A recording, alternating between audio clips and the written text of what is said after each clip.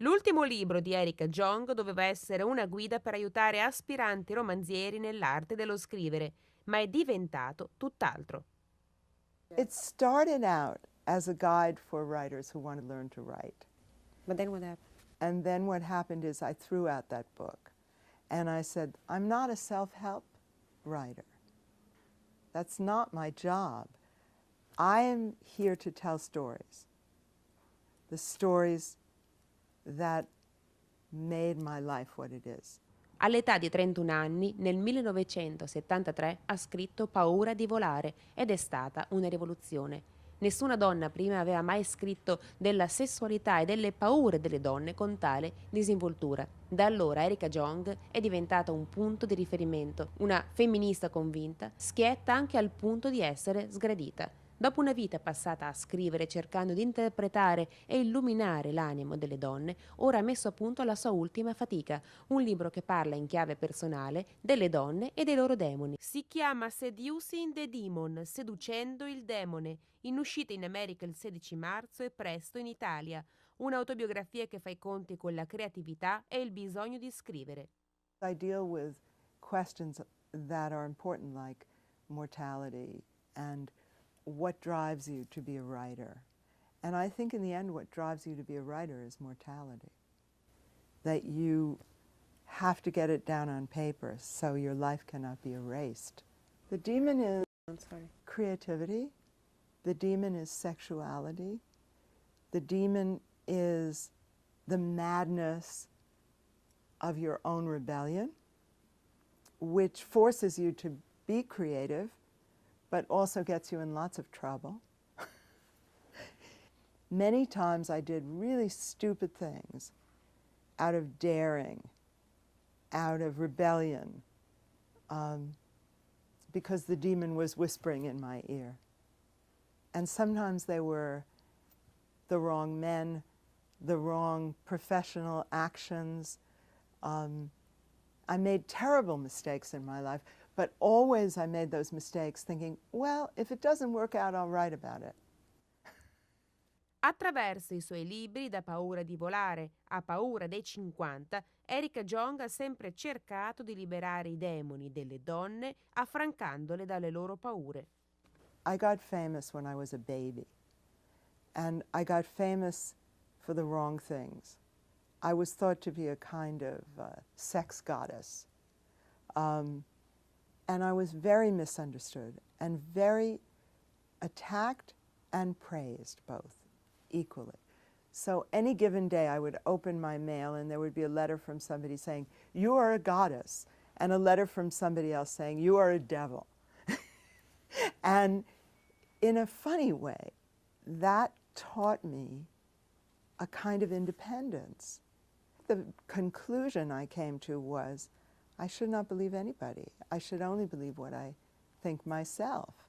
Le abbiamo chiesto se da Sex and the City a Desperate Housewife certi modelli televisivi riflettono davvero la sessualità delle donne oggi.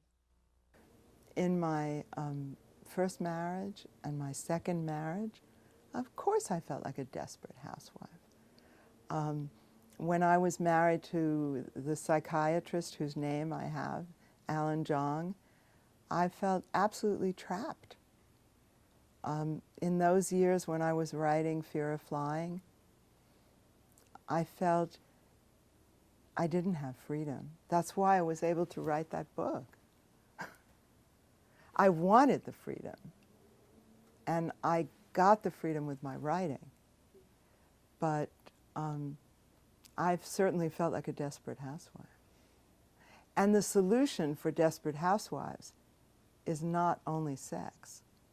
You know, sex may light the fire of liberation, let's say, but it doesn't give you only freedom. Sex can be also a trap.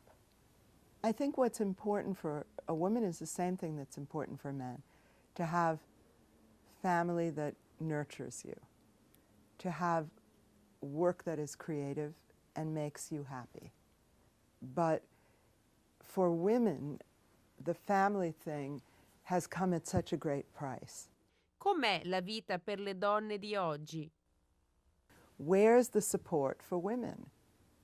In Italy, the women solved the problem very easily. They have one child. O none. Or none. And it's a tragedy in a way. So men, if they don't want to be treated like infants, they change. And I think the younger generation of men are changing. I see that. I mean, I see it with my friends, with my men friends. They're very involved with their kids, more than ever before. So that's a good thing. That came out of feminism, let's remember. Il femminismo può ancora giocare un ruolo importante? I think, yes, there are a lot of feminists out there still, but the whole idea of a protest movement has gone into the background. Sadly, because we're in a very right-wing period in America, a frighteningly right-wing period. Bush is just stubborn, stupid, in a bubble, and scheming and cunning. So it's like you have this ragazzo cattivo in the White House. We could play a huge role if we could get together. The problem with the left, and feminists are on the left in this country, is the left can't coalesce. We always split. This is true in any country. The reason the right is so powerful is because they have one simple message and they're united. And now we are beginning to see the first sign of hope, which is the Republicans are starting to hate Bush. In tempi come questi, ci dice, è cruciale che le donne facciano sentire il loro intuito, quel loro demone, quella loro vena incontrollabile che le può rendere pazze o capaci di salvare il mondo. We're in a very bad moment, and how can women help? We see it. We feel it. We look at our kids and think, we're going to make our kids die for that shit? And that's why I think that it's time to revive the Mothers and Grandmothers for Peace. We had a group in the 60s and the 70s that was focused on that, on women's power. Women's power as mothers, women's power as workers, women's powers as revolutionary agents of change. And I think we have to go back to that.